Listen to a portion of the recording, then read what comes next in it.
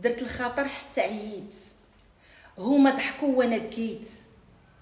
ناس زمان قالوا المثل وعاشوه، غرقوا في الالام وكتموه، وسط الحزن سكتوا وتحملوه، وبالصبر بطريقهم كملوه. اما ناس اليوم من المثل تعلموا، المحنه القوه رجعوها، والصدمه المروه بينوها، مسحوا الدمعه وبالعقل قيموها، واللقمه بالحكمه طلعوها. اما ما بين صبر زمان ووعي اليوم، تفتحوا البيبان وتنوروا العقول، وبهاد الخطوات يزيان الحال ونعيشوا في الهنا وراحة البال. الاولى ما نسكتوش على اللي جرحنا وما نرضوش باللي غلط فينا.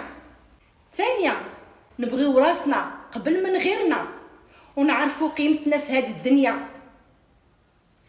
الثالثه ماشي كلشي يستاهل الخاطر، غير اللي عرف قدرنا وصان مقامنا.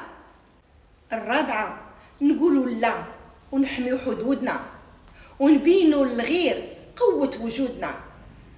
هكذا الخاطر ما بقاش ضعف ولا قوه وهيبه وعزه نفس، حيت هذه حياتنا وهذا ميزاننا. ملي عرفنا قيمه راسنا ما نبقاوش نخافوا لا من ناسنا ولا من زماننا، واللي حاول يهرسنا يلقانا ثابتين كيف الجبل في بلاصتنا.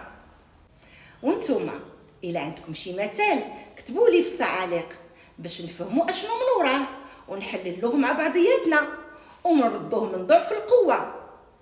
كانت معكم فاطمه امان، نتلاقاو ان شاء الله في فيديو جديد، وتهلاو في ريوسكم وفي قيمتكم.